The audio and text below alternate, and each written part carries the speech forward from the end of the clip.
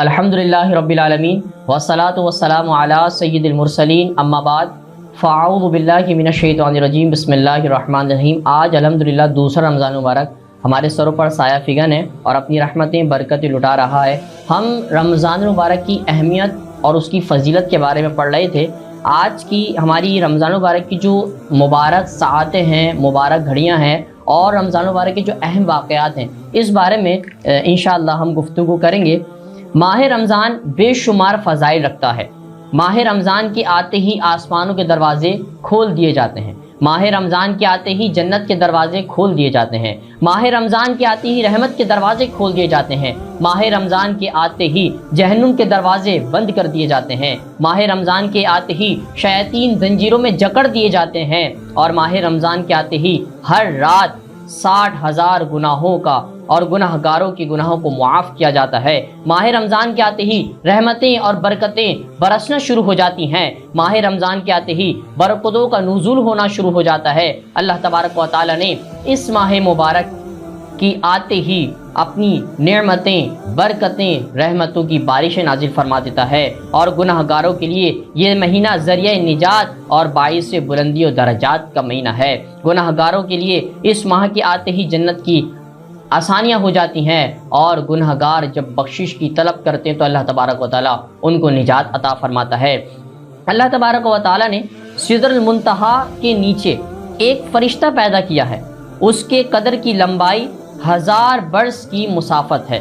اس کے 1000 سر ہے، ہر سر میں 1000 چہرے ہیں، ہر چہرے میں 1000 منہ ہیں، ہر منہ میں 1000 زبانیں ہیں، اور ہر زبان پر 1000 گیسو ہیں، ہر گیسو میں 1000 موتی ہیں، ہر موتی پر 1000 نور کے دریا ہیں، ہر دریا میں 1000 نور کی مچھلیاں ہیں، ہر مچھلی کا طول 100 برس کی مسافت ہے۔ اس کی پشت پر لا الہ الا اللہ محمد رسول اللہ صلی اللہ علیہ وسلم لکھا ہوا ہے۔ جب یہ فرشتہ تسبیح پڑھنے لگتا ہے تو اس کی اچھی آواز سے عرش گھومنے لگتا ہے۔ اللہ تبارک و تعالی نے اس کو حضرت سیدنا آدم علیہ السلام کی پیدائش سے 2000 برس پہلے پیدا فرمایا تھا۔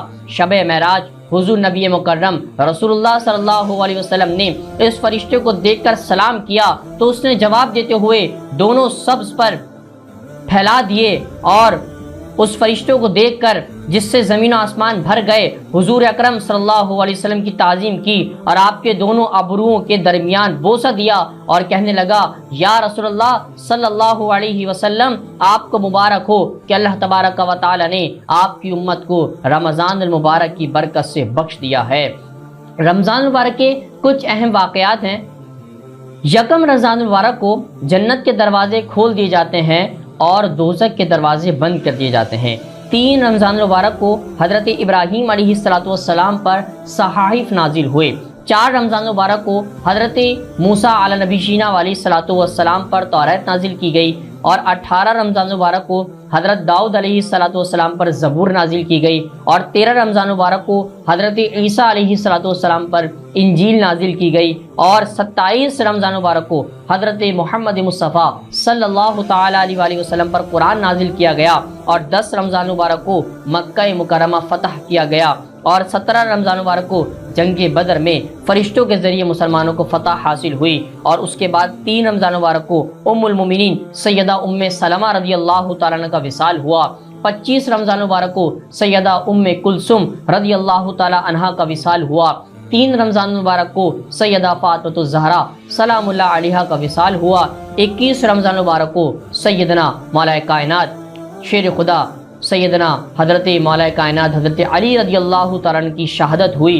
اس کے بعد حضرت سیدنا ابو ہریرہ رضی اللہ تعالیٰ عنہ سے روایت ہے کہ حضور نبی اکرم صلی اللہ تعالیٰ علیہ وآلہ وسلم نے ارشاد فرمایا، اے آدم کے بیٹے، یہ ہر عمل کا اجر بڑھا دیا جاتا ہے، ایک نیکی کے بدلے میں 10 گنا سے 700 گنا تک، مگر اللہ تبارک و تعالیٰ نے ارشاد فرمایا کہ روزہ میرے لیے ہے اور میں خود ہی اس کی جزا عطا کروں گا۔ روزہ گناہوں کو جلا دیتا ہے، روزہ گناہوں کو ایسے جلا دیتا ہے جیسے بٹی لوہے کو جلا دیتی ہے۔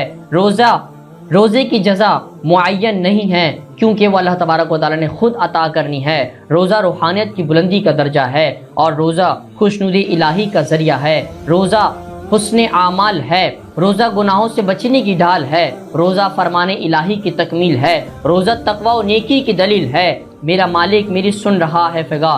ہمیں دعا ہے کہ اللہ تبارک و تعالی ہمیں روزے رکھنے کی توفیق عطا فرمائے۔ روزہ بے شمار خوبیوں کو اور بے شمار فوائد کا منبع ہے، سحری اور افطاری ذریعہ حصول برکت ہے اور حصول نجات ہے۔ اسی ماہ میں نزول قرآن ہوا، اسی ماہ مبارک کو ایک رات ایسی ہے جو 1000 مہینوں کی عبادت ہے، اسی ماہ مبارک میں اعتکاف ہے جو ذریعہ حصول برکت ہے، اسی ماہ میں تراویح و تسبیحات جو ذریعہ نجات ہے۔ دعا ہے اللہ تبارک و تعالی ہمیں اچھے سے اور شریعت مطہرہ کی جانب سے عمل کے مطابق اور اپنی زندگی کو شریعت کے مطابق اور روزوں کو صحیح طریقے سے رکھ کر اس پر عمل کرنے کی توفیق عطا فرمائے۔ وما علینا الا البلاغ المبین۔